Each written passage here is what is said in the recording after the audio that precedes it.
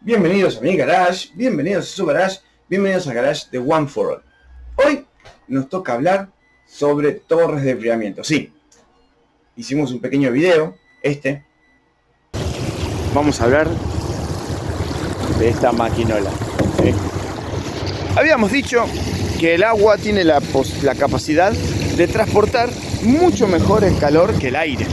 Es donde entra nuestra torre de enfriamiento. ¿Sí? Torre de enfriamiento instalada por One for All HVAC, ¿sí? La compañía de un servidor de la torre,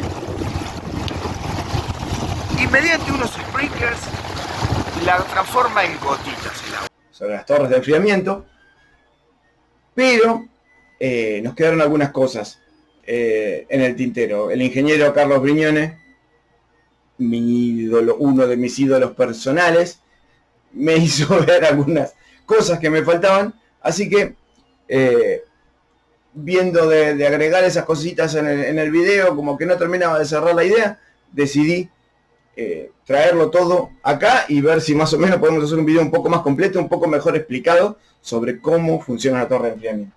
¿Sí?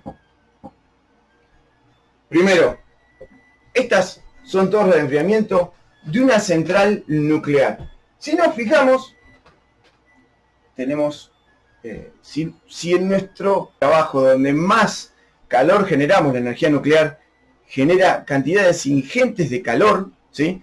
Usamos ese calor para evaporar agua, para hervir agua, para convertirla en vapor y de esa manera mover turbinas, ¿sí? Pero ¿qué pasa? Tenemos todo ese vapor, no lo vamos a desperdiciar. ¿Qué vamos a hacer? Volver a enfriarlo a través de una torre de enfriamiento y volver a utilizar el agua. Así que, lo primero, por estas torres de enfriamiento no salen gases tóxicos ni radiación. Es vapor de agua, limpio, liso y llano, ¿sí? No sale ningún tipo de contaminante por las torres de enfriamiento de una central nuclear, ¿sí? Hay muchos videos hablando de cómo funciona la central nuclear. Si quieren, acá abajo en los comentarios, pueden dejar un comentario si quieren que expliquemos cómo funciona una central nuclear. Pero bueno, vamos a seguir. Antes de hablar de la torre de enfriamiento, primero tenemos que hablar de cómo es un circuito de refrigeración, ¿sí? Todos sabemos cómo funciona un circuito de refrigeración. Si estamos acá es porque más o menos entendemos cómo funciona. Nosotros metemos calor a través del evaporador al sistema, ¿sí? A nuestro sistema de refrigeración, ¿no? Obtenemos calor del medio, de los alimentos, de lo que sea que estemos refrigerando, le quitamos el calor, pero ya sabemos, el calor no se puede crear ni destruir, es energía, ¿sí? Así que, ¿qué vamos a hacer? Bueno, va a viajar a través del sistema hasta el compresor, y luego del compresor va a llegar al condensador, donde va a ser liberado al medio, ¿sí? Liberamos el calor al medio, genial, ya estamos. Pero ¿qué pasa? ¿Qué pasa si tenemos muchísimo calor y no tenemos ninguna comunicación con el medio, ¿sí? Con el medio exterior. No puedo calentar y calentar y calentar un ambiente cerrado, ¿sí? Tiene un límite esto. Entonces, ¿qué podemos hacer? Bueno, este condensador que tenemos aquí es un intercambiador de calor. Intercambia calor, en este caso con el aire, a través de un ventilador, ¿no? El ventilador lo que hace es meter aire fresco dentro de la condensadora, a través de la condensadora, sacar el aire caliente. Metemos frío, sacamos calor, intercambiamos con el ambiente, nos sacamos el calor de encima. ¿Sí? Sí, genial. Pero, ¿qué pasa si no podemos sacar al ambiente? Bueno, una forma es cambiar la condensadora y poner un condensador, un intercambiador con agua. ¿Por qué? Y porque el agua tiene muchísima más capacidad de transportar calor que el aire, ¿sí? Nosotros podemos calentar una cantidad de aire muy rápidamente. ¿Por qué? Porque el aire es capaz de contener poquito calor, ¿sí? En cambio, el agua es capaz de contener muchísimo más calor. Comprobamos tratando de calentar una cantidad grande de agua, ¿sí? En el verano, si ustedes están cerca, nosotros aquí tenemos cerca el lago, en el verano ya tenemos semanas de calor, semanas de caliente que hace un calor monstruoso y el lago sigue helado. ¿Por qué? Porque es una cantidad de agua tan grande que es muy difícil de calentar. ¿Sí? Aquí pasa lo mismo. Lo que hacemos es darle nuestro calor al agua, el agua la va a llevar hasta la torre de enfriamiento y en la torre de enfriamiento la vamos a liberar al ambiente. ¿Sí? No sacamos la cuestión de sacarlo por la condensadora. Ya no necesitamos sacarlo por la condensadora. Podemos tener un equipo que genere frío en un basement, podemos tener un equipo que genere frío en un ambiente cerrado, adentro de una sala de donde querramos trabajar y tenerlo climatizado, ¿sí? Todo esto es una fuente de calor que nosotros queremos sacarnos de encima, ¿sí? Entonces, lo que hacemos es sacar ese calor hasta un intercambiador que está afuera. Ese intercambiador es nuestra torre. Tan, tarán, tarán, tarán, ¿sí? Torre de enfriamiento. Antes que nada, ¿cómo funciona el intercambiador? Van a decir, ah, sí, muy bien, tenemos una máquina que intercambia con el agua, pero ¿cómo funciona? Bueno, básicamente vamos a tener un equipo que se llama intercambiador de casco-tubo, ¿sí? Básicamente tenemos un casco exterior por el que corre el agua y un casco interior por el que corre el refrigerante. El refrigerante va a correr por esos tubos y a medida que va corriendo va intercambiando temperatura con el agua. El agua se va llevando el calor, el refrigerante se vuelve líquido, que es lo que necesitamos, ¿sí? Quitarle el calor para que se vuelva líquido, para que vuelva a evaporarse después, posteriormente, ¿sí? Visto acá en un planito, metemos el refrigerante viaja por los tubitos, por cada uno de estos tubos, ¿sí? Y el agua viaja por toda esta zona del medio.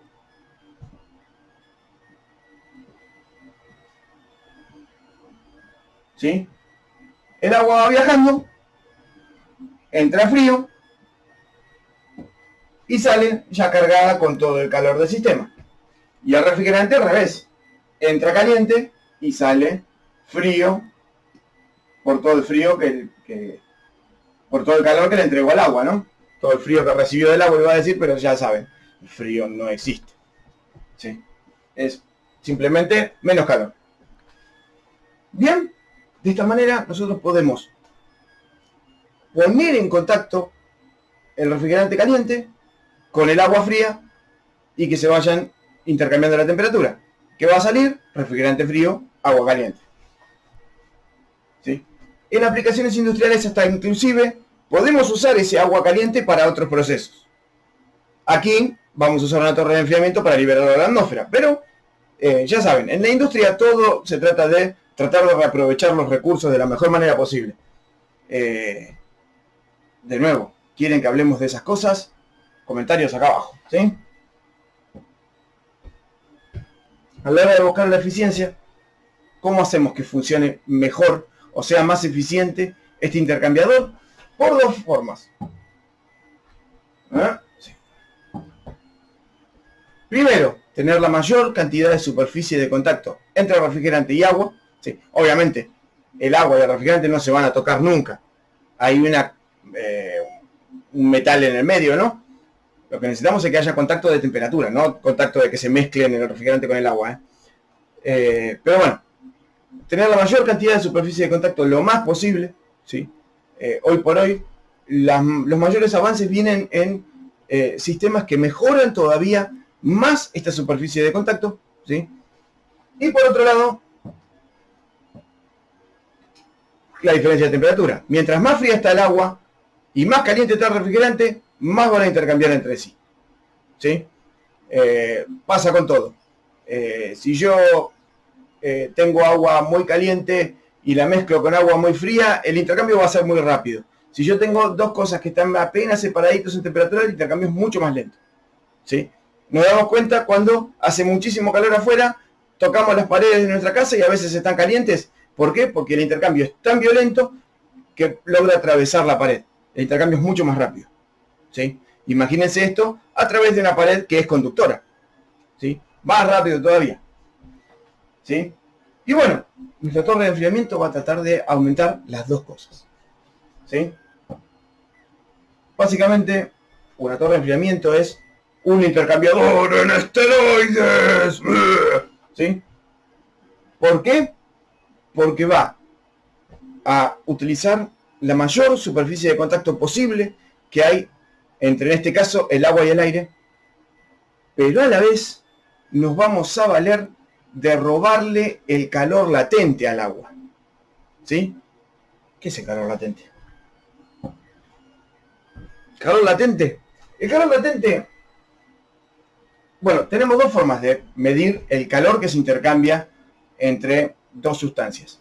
El primero es el sensible, fácil. Mido la temperatura de uno, mido la temperatura del otro, ¿sí? Mido la temperatura final que hay en el intercambio, muy fácil. Termómetro, se puede medir, eso es calor siempre sensible. Pero ese no es todo el calor que hay en el sistema. Tenemos más calor. ¿Y cuál es ese otro calor?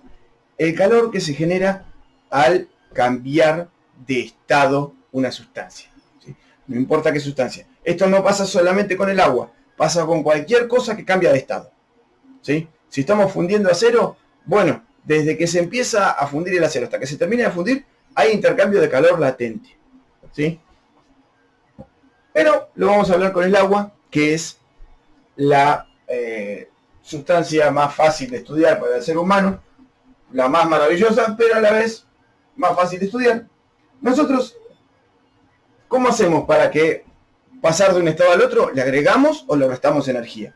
Si al hielo le agregamos energía, se vuelve líquido. Esto se llama fusión,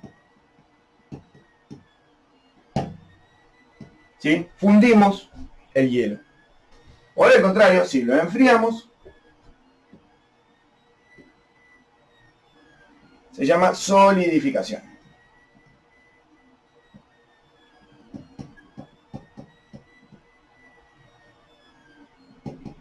¿Sí? ¿Qué significa esto? Que el agua se solidifica y se vuelve hielo, ¿sí? Por otro lado, si al líquido lo seguimos calentando, el líquido va a pasar por uno de dos. O se evapora,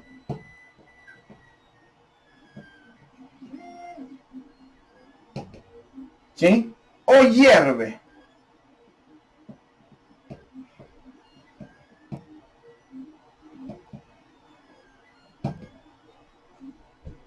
¿Sí? ¿Qué significa que hierve? ¿Y qué significa que se evapora?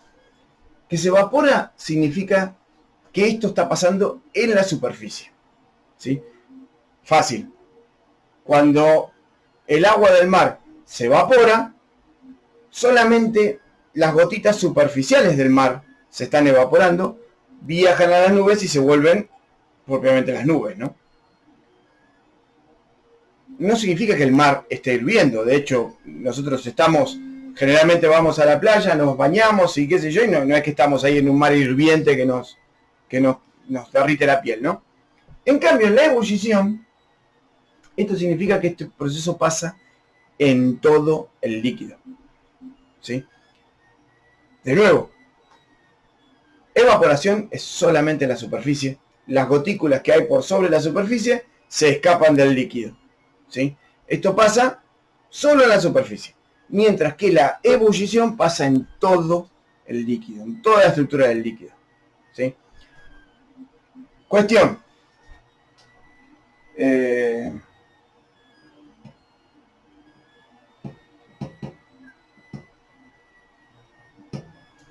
Cuando volvemos de gaseoso al líquido, lo que hacemos es restarle la energía, se llama licuación. Pero bueno, cuestión entre la evaporación y la ebullición, y entre todos los estados, es el intercambio de energía. No significa que un líquido, que el agua esté haciendo ebullición, no significa de ninguna manera que el agua esté caliente, ¿sí? Significa que está absorbiendo energía, ¿sí? Esto por lo del experimento del agua que hicimos la otra vez. evaporamos el agua. Prometo volver a hacerlo mejor explicado, porque la verdad fue mi primer video y la verdad que quedó bastante mal. Pero la idea básica, si yo le quito la presión de la atmósfera al agua, el agua va a poder hervir a una temperatura mucho más baja. Por ende va a absorber temperatura del medio para hervir. No significa que el agua esté caliente. Al contrario, como está absorbiendo energía del medio, se está enfriando. ¿Sí? Pero bueno, aquí va a pasar exactamente lo mismo, pero no con la ebullición, como pasa con el vacío, sino con la evaporación. ¿Sí? Lo que hace nuestra máquina es, a través de los aspersores de agua, tirar microgotitas, ¿sí?, de líquido. Esas gotitas tienen mucha más superficie respecto del líquido que contienen adentro, ¿sí? Por ende, van a poder intercambiar más con la atmósfera. Por ende, van a liberar su calor mucho más rápido con la atmósfera. Pero, a su vez, el equipo lo va a desparramar a través de este relleno, ¿sí? Esta especie de red, ¿sí? Ahora vamos a ver un detalle de cómo es, donde la superficie, donde toca el agua, se va a convertir en una metasuperficie donde expandimos la superficie del agua miles de veces. Miles y miles de veces. Estamos convirtiendo esta superficie de la torre de enfriamiento en kilómetros y kilómetros cuadrados por los que corre el agua. ¿Y qué pasa? Al correr el agua por esos kilómetros cuadrados tenemos una superficie monstruosa, donde el agua, a través del intercambio que genera el ventilador, ¿sí?, vamos a poder meter aire a través del sistema y el agua que estaba en gotitas distribuyéndose por esa superficie se va a evaporar. ¿Sí? Y a medida que se evapora, se va a la atmósfera. ¿Sí? No toda el agua, una parte del agua se evapora, el resto, ¿qué va a pasar? Bueno, que el agua que se evaporó necesitó energía para evaporarse. ¿Por qué? Porque las moléculas en cada estado de la materia se mueven más o menos. ¿Sí? En el sólido se mueve mucho menos que en el líquido se mueve mucho menos que el vapor. Pero el movimiento no es gratis. Para que una sustancia esté en estado líquido o esté en estado gaseoso, sus moléculas se tienen que mover mucho. Ese movimiento requiere energía. Entonces, para poder pasar de un estado al otro, necesito absorber energía. ¿Qué va a hacer? El vapor va a capturar la energía del agua que sigue líquida.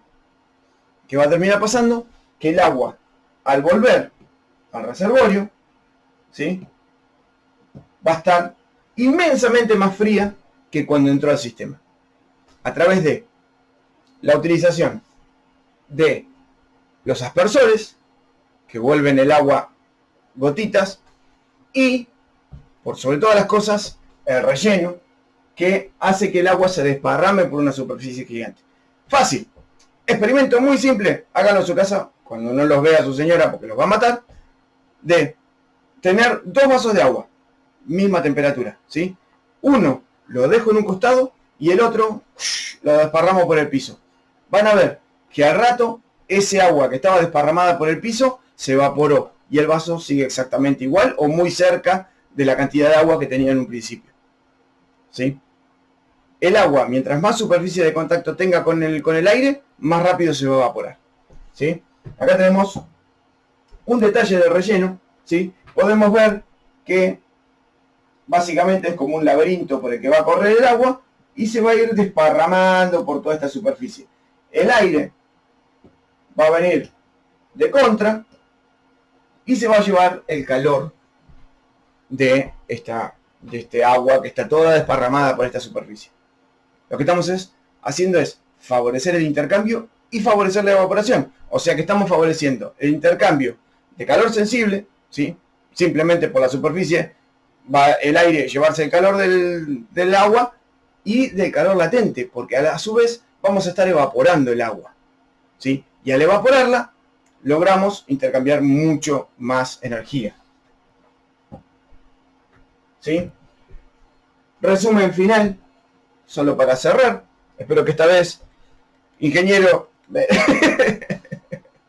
me dé su visto bueno de que sí, está bien explicado. Las torres de enfriamiento son excelentes, de los mejores intercambiadores de calor que tenemos hoy, ya que se aprovechan de la multiplicación de la superficie, ¿sí? La multiplicación de la superficie, y a la vez, al multiplicar la superficie, estamos mejorando el intercambio de calor sensible y calor latente. Nos estamos aprovechando de las dos formas de intercambio y por ende estamos, de nuevo y siendo redundante, liberando muchísima más energía del agua, ¿sí? Logrando enfriarla muchísimo más, ¿sí?